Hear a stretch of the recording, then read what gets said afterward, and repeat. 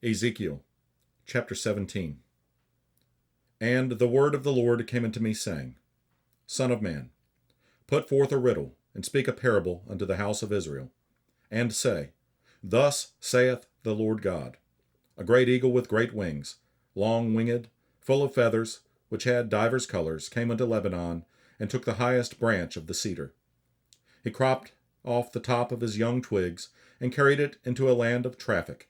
He set it in a city of merchants. He took also of the seed of the land, and planted it in a fruitful field, and placed it by great waters, and set it as a willow tree. And it grew, and became a spreading vine of low stature, whose branches turned toward him, and the roots thereof were under him. So it became a vine, and brought forth branches, and shot forth sprigs. There was also another great eagle with great wings, and many feathers, and behold, this vine did bend her roots toward him, and shot forth her branches toward him, that he might water it by the furrows of her plantation. It was planted in a good soil by great waters, that it might bring forth branches, and that it might bear fruit, that it might be a goodly vine. Say thou, Thus saith the Lord God, Shall it prosper? Shall he not pull up the roots thereof, and cut off the fruit thereof, that it wither? It shall wither in all the leaves of her spring, even without great power or many people to pluck it up by the roots thereof. Yea, behold, being planted shall it prosper? Shall it not utterly wither when the east wind toucheth it? It shall wither in the furrows where it grew. Moreover, the word of the Lord came unto me, saying, Say now to the rebellious house, Know ye not what these things mean? Tell them, Behold, the king of Babylon is come to Jerusalem, and hath taken the king thereof, and the princes thereof, and led them with him to Babylon, and hath taken of the king's seed, and made a covenant with him, and hath taken an oath of him. He hath also taken the mighty of the land, that the kingdom might be base, that it might not lift itself up, but that by keeping of his covenant it might stand.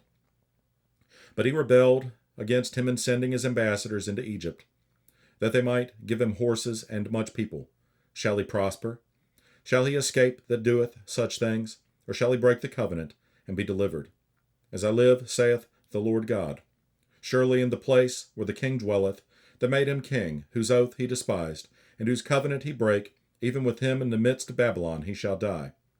Neither shall Pharaoh with his mighty army and great company make for him in the war by casting up mounts, and building forts to cut off many persons.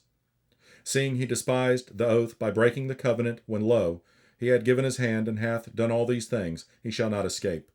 Therefore thus saith the Lord God, As I live, surely mine oath that he hath despised, and my covenant that he hath broken, even it will I recompense upon his own head.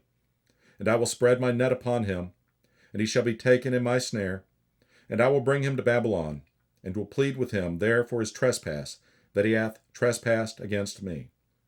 And all his fugitives, with all his bands, shall fall by the sword, and they that remain shall be scattered toward all winds, and ye shall know that I the Lord have spoken it. Thus saith the Lord God, I will also take of the highest branch of the high cedar, and will set it. I will crop off from the top of his young twigs a tender one, and will plant it upon an high mountain and eminent. In the mountain of the height of Israel will I plant it, and it shall bring forth boughs, and bear fruit, and be a goodly cedar, and under it shall dwell all fowl of every wing. In the shadow of the branches thereof shall they dwell.